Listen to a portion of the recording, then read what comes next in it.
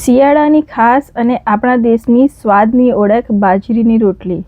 હા મિત્રો, શિયાળો આવી ગયો છે અને બાજરીની રોટલી ના ખાઈએ એવું બને જ નહીં. હા, આ બાજરીની રોટલી છે, બાજરીના રોટલા નથી. જે જાડા આવે છે એ નથી. બાજરીની પતલી પતલી આપણી ગુજરાતી રોટલી જેવી બાજરીની રોટલી છે. તો આજ આપણે શીખવાની છે કે કેવી રીતે બનાવવાની છે આ બાજરીની રોટલી. તો રોટલી બનાવવાની શરૂઆત કરીશું. રોટલી બનાવવા માટે મેં અહીંયા 1 વાડકી બાજરીનો લોટ લીધો છે. બાજરી લોટ અહીંયા ઘંટીવાળો લેવાનો છે, પેકિંગવાળો નથી લેવાનો. પેકિંગવાળો લેવાથી ઘણી વખત એવું બને છે કે બાજરીનો લોટ જૂનો હોય છે અને જ્યારે આપણે એની રોટી કે રોટલા બનાવીએ છીએ ત્યારે એ કડવા લાગતા હોય છે, જે આપણા કિડ્સને સહેજ પણ ભાવતા નથી હોતા. એટલે બને ત્યાં સુધી બાજરીનો લોટ ફ્રેશ લેવો વધારે સારું. ફ્રેશ લેવાથી તમારી રોટલી સોફ્ટ પણ થશે અને ફાટશે પણ નહીં. હવે સોલ્ટ ટુ ટેસ્ટ એડ કરીશું.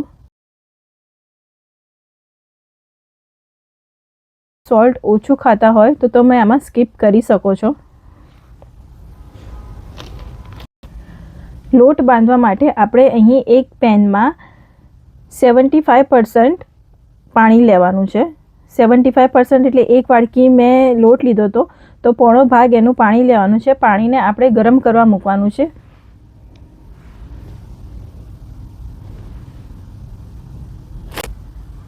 તમે જોઈ શકો છો મેં પોણી વાડકી પાણી લીધું છે.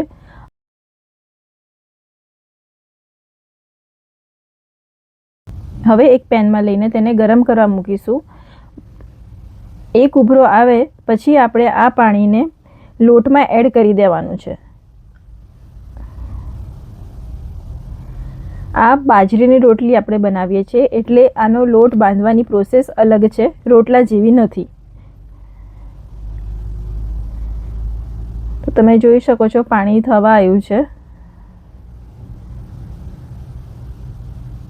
પાણી ઉકળવા લાગ્યું છે. હવે આપણે એને લોટમાં એડ કરી દઈશું. ગરમ પાણી એડ કરી દઈશું.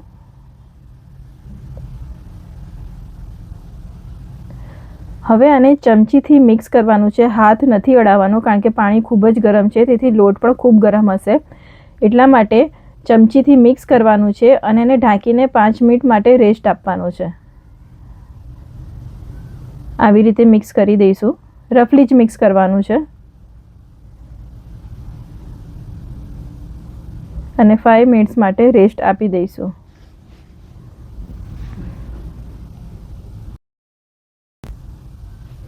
પાંચ મિનિટ થઈ ગઈ છે. હવે ઓપન કરી લઈશું. હવે આપણે રેગ્યુલર જેવી રીતે લોટ બાંધીએ છીએ એવી જ રીતે લોટ બાંધવાનો છે. સૌથી પહેલાં બધું ભેગું કરી લઈશું. હજુ પણ લોટ થોડો ગરમ હશે, તેથી કરીને ધીમે ધીમે કરવું.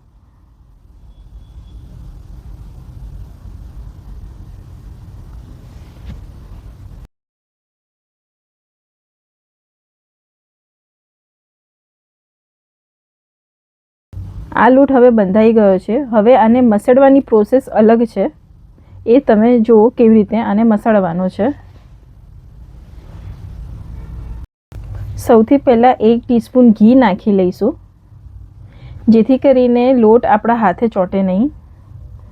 આવી રીતે એને મિક્સ કરતા જઈશું અને આખા લોટને પછી આપણે હાથમાં જ લઈ લઈશું અને આવી રીતે એને મસળતા જવાનું છે.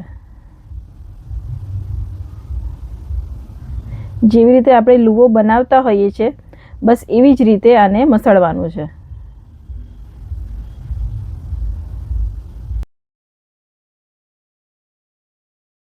આવી રીતે મસળવાથી લોટ આપણો સોફ્ટ અને સ્મૂથ થઈ જશે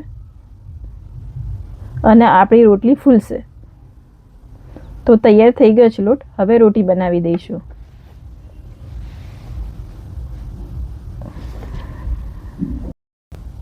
સૌથી પહેલાં બાંધેલા લોટમાંથી એક નાનો લુવો લઈ લઈશું. એને બરોબર મસળી લઈશું, ફ્લેટ કરીશું અને અહીંયા મેં બાજરીના લોટનું જ અટામણ લીધું છે. એમાં લુવાને રોલ કરીને એને વણી લઈશું.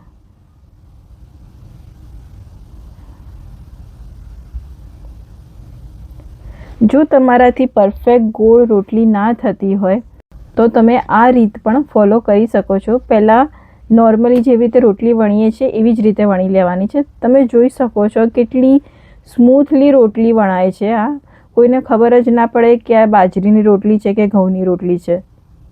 સહેજ પણ ફાટતી નથી અને એકદમ પતલી પતલી. તમે જોઈ શકો છો એકદમ ઇઝીલી થાય છે. તમે જેવી રીતે જોઈ રહ્યા છો, જ્યારે તમે ખુદ વણશો ત્યારે પણ તમને પણ લાગશે કે ના, ખરેખર ખૂબ જ ઇઝી છે બાજરીની રોટી બનાવવી. જો તમારે પરફેક્ટ ગોળ બનાવવી હોય તો કોઈ બી આવી રીતે ડબ્બો લઈને એને પ્રેસ કરી દેવાનું છે અને કટ કરી કાઢવાનું છે. ઇઝીલી થઈ જશે આવી રીતે. તો આ તમારે પરફેક્ટ ગોળ થઈ જશે. જે લોકોને પરફેક્ટ ગોળ જોઈતી હોય તેઓ આ પ્રોસેસ કરી શકે છે.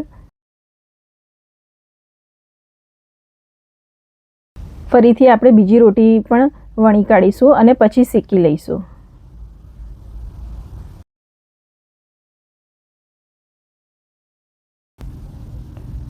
રોટલી વણાઈ ગઈ છે. તમે જોઈ શકો છો તે કેટલી પતલી છે. સહેજ પણ ક્યાંયથી પણ ફાટી નથી કે કિનારી પણ એની ફાટી નથી. કેટલી પતલી છે. હવે આને આપણે શેકી લઈશું. તવો ગરમ થઈ ગયો છે. રોટલીને આપણે શેકી લઈશું. જેવી રીતે આપણે નોર્મલ રોટલી શેકતા હોઈએ છીએ હવે એવી જ રીતે શેકવાની છે. શિયાળામાં આ રોટલી ખૂબ ફાયદાકારક માનવામાં આવે છે. બાજરીની રોટલી ફાઇબરથી ભરપૂર હોવાથી પાચન સુધારે છે. આયર્ન વધુ હોવાથી લોહીની કમીમાં મદદરૂપ થાય છે. ડાયાબિટીસમાં સુગર લેવલ કંટ્રોલ રાખવામાં પણ સહાય કરે છે અને હૃદય માટે તો લાભદાયી છે જ. લાંબા સમય સુધી આપણું પેટ પણ ભરેલું રાખે છે. એટલા માટે જ્યારે આપણે ડાયટિંગ કરતા હોઈએ છીએ ત્યારે ડૉક્ટર પણ આપણને સલાહ આપતા હોય છે કે તમે મિલેટ રોટી ખાઓ, બાજરીની રોટી ખાઓ. અને શિયાળામાં શરીરને ગરમી આપે છે. તેથી બાજરીની રોટલી કે રોટલા શિયાળામાં ખાવા જ જોઈએ.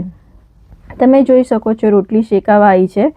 જુઓ કેવી ફૂલે છે. કોઈ કહે કે બાજરીની રોટલી છે કે બાજરીની રોટલી આવી કેવી રીતે ફૂલે. તૈયાર છે આપણી બાજરીની રોટલી. એવી જ રીતે હું બીજી બધી રોટલી શેકી લઈશ. તો સર્વ કરી લઈશું. બાજરીની રોટલીમાં મેં ઘી લગાવી દીધું છે. તો પહેલાં એને મૂકીશું. એની સાથે ગોળ સર્વ કરીશું અને લસણની ચટણી પણ સાથે સર્વ કરીશું. સાથે આથેલા વઢવાણી મરચાં પણ લઈશું અને સર્વ કરીશું.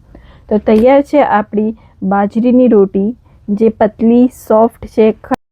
થોડું એક્સ્ટ્રા ઘી લગાવી દઈશું, કારણ કે બાજરીના રોટલા સાથે ઘી ના હોય એવું બને જ નહીં. એક્સ્ટ્રા ઘી જોઈએ. તો ચલો હવે ટેસ્ટ કરીએ. બાજરીની રોટલી બનાવતા તો શીખી લીધી, પણ ઊભા રહેજો. એક વાતનું ધ્યાન જરૂર રાખજો. બાજરીની રોટલી રોજે રોજ બહુ વધારે નહીં ખાવાની. હંમેશા ગરમા ગરમ જ ખાવી.